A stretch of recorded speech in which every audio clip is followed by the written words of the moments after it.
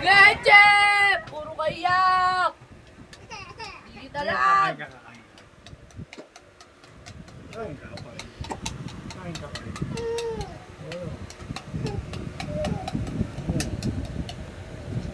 Nalabyan!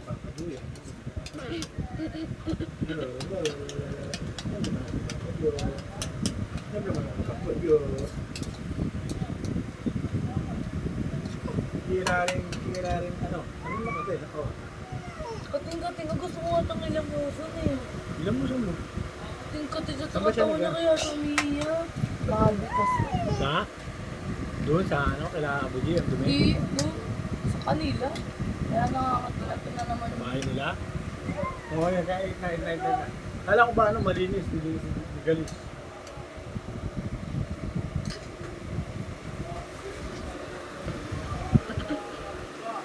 Ano, ako siya luluto ko dito.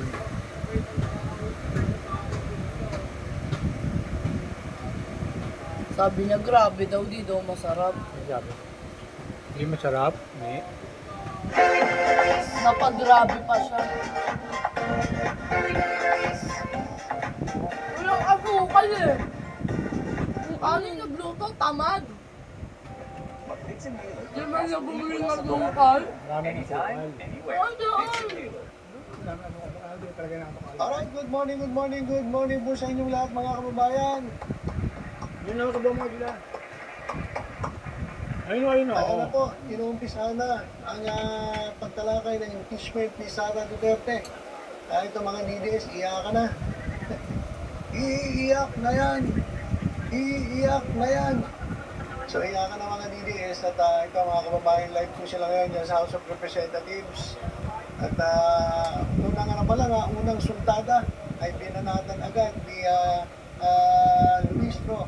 Ito mga fake news peddler, yung mga didilis, yung mga mga trolls ng mga Duterte. Dahil kung ano-ano sinasabi nila, tungkol dito sa impeachment complaint ni Sara Duterte. Kasi ang dami. Ito mga kababayan, bangyan natin yung May opening statement lulutuin. ni Luistro. Umpisa pa lang mga kababayan. May lulutuin dito eh, pag tinamaan yan. Ito guys, panoorin natin. Dito muna tayo manood sa cellphone ha. Kasi pag dito po sa screen natin, maglalag na naman tayo. Paglalag eh, napaka hina po ng internet o itong ating ginagamit na laptop. So, panoorin natin mga kababayan. Yun, ganyan. Ayan. Mag-start.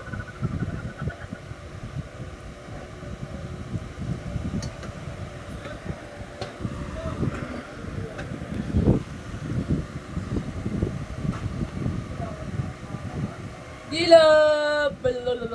Lablab dita Mimi, dita lang. We shall now proceed Joke lang. to our determination in court because Yehey! of the withdrawal of the second impeachment complaint and the setting aside of the first impeachment complaint. It now appears that there are only two impeachment complaints. The third and the fourth.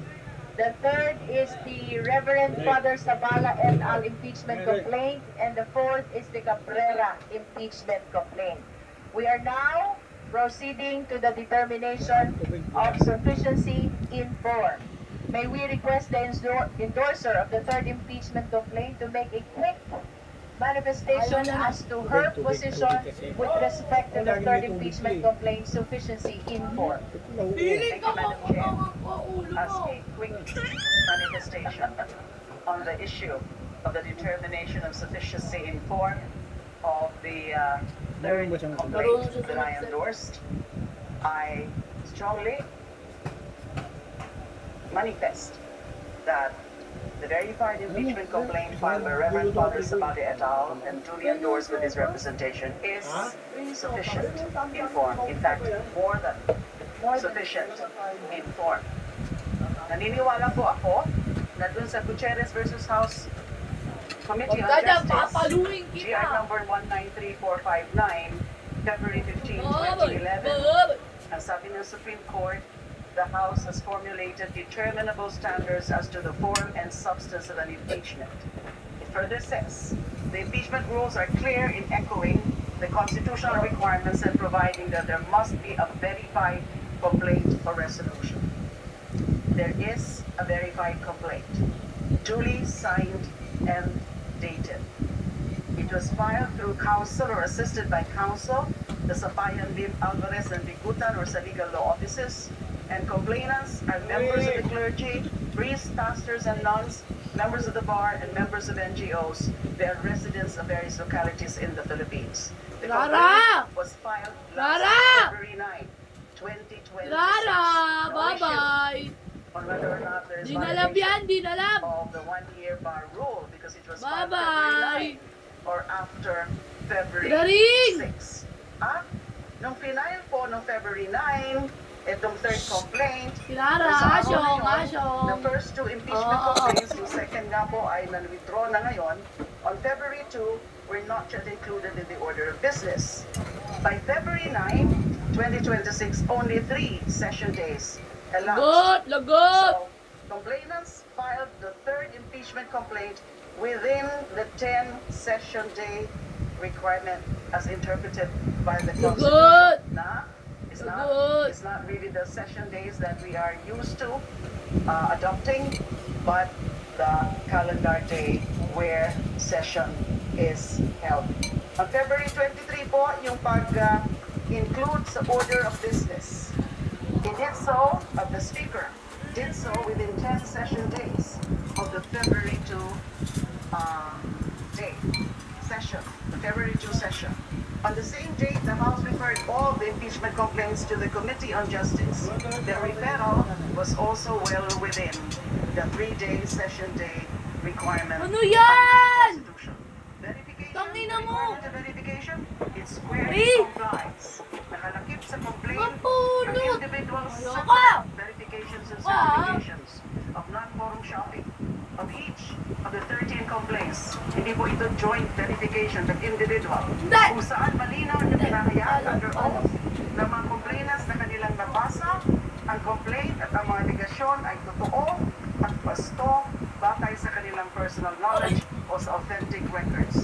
Ito ay pirmado at sinumpaan sa harap ng iba't ibang notary Bad yun, ah. public. Bad yun, Dahil ah. nga po galing sa Bad iba't yun, ah. ibang yung complainants. Yung endorsement Bad ka, ah. problema. Di na kita lang. The resolution endorsing the impeachment complaint. Love tata. This is on the top. Huwag mo ko papaluin ha. Bad yun. Pipitikin ko mukha mo. So kung ang tanong ay nasunod Oo, ba ng mamang complaint ka. na ito, mga formal requirements? Ano mo Ano sa sunod bahay naman sa ka? Constitution at sa rules? Ang sagot po ay oo. Tama Thank you very na. much. Baka mabunsul ka Thank na. you, Honorable Kakatubig Dilima. mo. Now we're opening the floor for comments and manifestation of the justice members. Hindi na. The Honorable Ann Matibag. Madam Chair, I would like to agree with the Honorable Senator Leila De Lima that the third complaint is signed and verified by the complainant, Hindi Reverend na. Joel Sabali et al. And attached to the complaint, Kiss mo Madam na ako. Chair, Love are the tata. verifications of the complaint. Tata.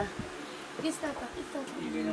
Alright, any other member who wishes to manifest their comment as to the sufficiency in form of the third impeachment complaint that is Zabalia et al. Impeachment complaint? Madam Chair, Ang The init. Honorable Franz Legaspi. thank you, Madam Chair. Just a quick manifestation Mau as well manamit. to support my Ang full ngakit.